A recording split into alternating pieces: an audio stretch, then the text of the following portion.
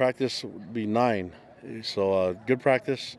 Like this week's work. Obviously, I think defense is really catching up, but offense is putting some new install. I think they have most of our offense in, and just seeing really good competition. I feel like we have a good understanding of who the travelers will be on the trips and to the games. Who's going to be on the sideline suited up, but there's still some open spots for guys to fill out the rest of the roster. So that being said, I'll take any questions you guys have for me. I wanted to ask you about that install. When it comes year to year, how much changes really year to year for you guys?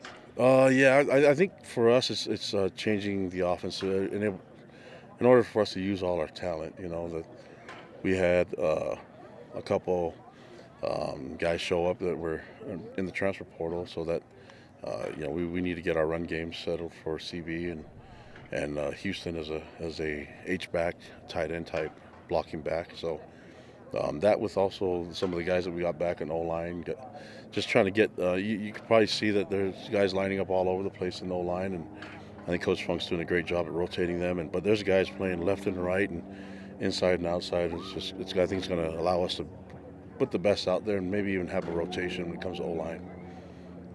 Along those same lines, as far as cross-training, you mentioned guys being in different positions. Is there a balance as far as making sure guys are able to play multiple positions but also able to play fast and natural with their instincts at a given spot, like trying to find that point?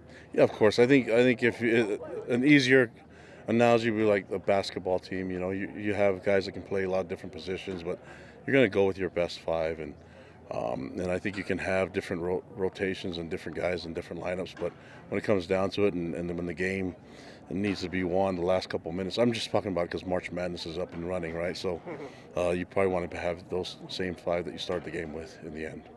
How's your bracket? Just once we're talking March Madness. I haven't really looked at it yet, but we'll see. It's a little biased towards the Big 12, just if I'm being honest. The West Coast and Big 12 seem to survive my bracket because I know those guys. Other than that, yeah, I don't know. I no one never does well in these bracket things anyways, and I have to just make sure that everybody understands I do it just for fun. No money involved, so. Kalani, haven't seen Logan Fano this week in practice. Mm-hmm. What's the latest you can share on Yeah, he's hurt. Can't really mention the details of it. I think that with the rules that we have in place, it's his right to mention that, and then once we know the details of it all, then or for surety that this is the deal, then we'll announce it. But could it be something where he could return in the fall then? I think it all depends on what happens in the next few weeks. Yeah, but with the rules that are in place, he's the one that probably can share more information than I can. I know you always place an emphasis on player-run practices, making sure they're involved. Are the leaders doing their job? Are the seniors to be doing things that you like them to do? Yeah, of course. I mean, I see a lot of guys, and you can see the energy.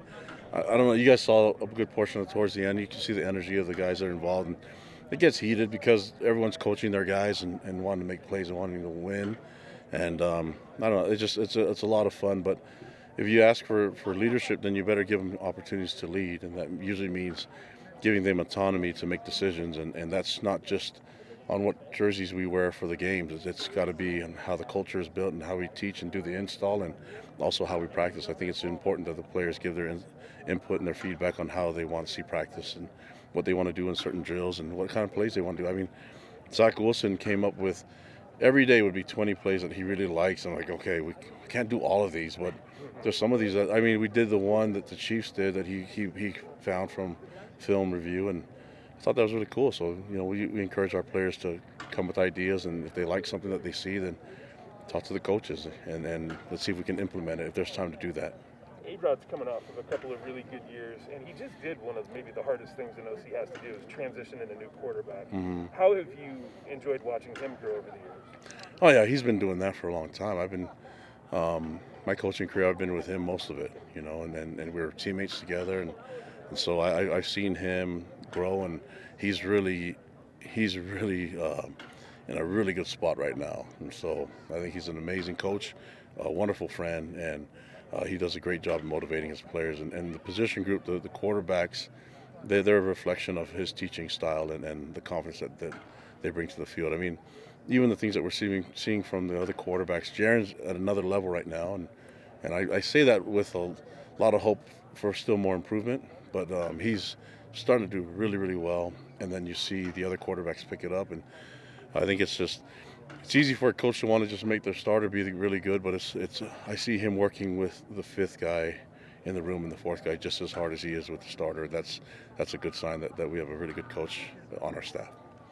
We've seen the alumni game, while guys announcing that they've been talking to you Oh about. gosh. Can you Yeah. explain what led to this, and if you're is this gonna stand in for the spring game? We want to have interaction with the fans and things like that, and I don't know if I've always felt like there's a pressure to get the team ready to play a game for the fans, and I almost feel like sometimes that's a waste of a practice, and we have to utilize all 15 practices, and so I thought maybe it'd be nice to do a practice, maybe a little bit more live work, and have families come and watch, and then have the alumni come and try to pull some hamstrings or something like that. But I want to have it's going to be a lot of fun. We want to have our players be mentioned again, and but I will not be participating. I was gonna ask.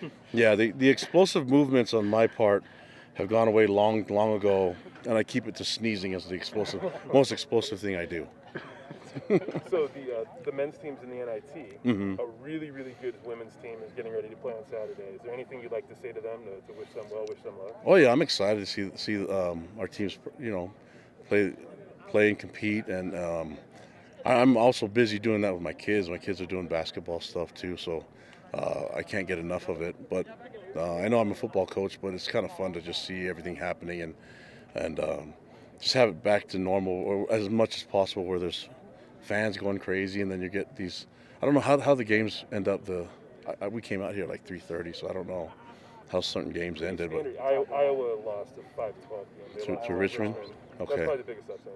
All right, but I saw Gonzaga was up by 2 at halftime. So yeah, so I mean, it's a lot of fun. You just see the excitement going into this tournament, and I don't know. I just think it's cool when you have G5 has an opportunity to win it just like a P5, and that's why G5s have won championship in this tournament, and that's what makes it really interesting and exciting, is that you have everybody has a shot at it, and that's what this country's all about.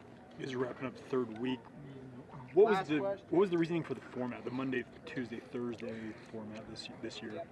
Just wanted to stretch it out a little bit. I thought when we did it 4 days a week, it almost we weren't getting enough from the workouts in our off-season workouts, and we weren't getting enough rest period time in between. And we also didn't take advantage of the practice time, the install, the meeting time that we can have, the meeting time especially with our players after every practice. And so that's the reason for it. I think the NCAA gives us time to do it, and so now we utilize 5 weeks to do 3 practices, and I'll probably do that from now on. I really like the format. And I don't know, I just like the Monday, Tuesday, just the different intensities that you get from the guys that start. It kind of carries off into the season to start Monday and Tuesday fast, and then taper off on Thursday, and then go a little. We were pretty physical this week, and then just let them recover over the weekend, and they still have school and things that they need to get done. So I think it's just the best of both worlds as far as off-season conditioning and getting them, really, really operating well on the field. 3-day weekend to boot. Yeah, and just watch basketball and hydrate and get your sleep and get caught up in schoolwork and go to church on Sunday. So all that fun stuff. Thanks, guys. Appreciate it. See you, man.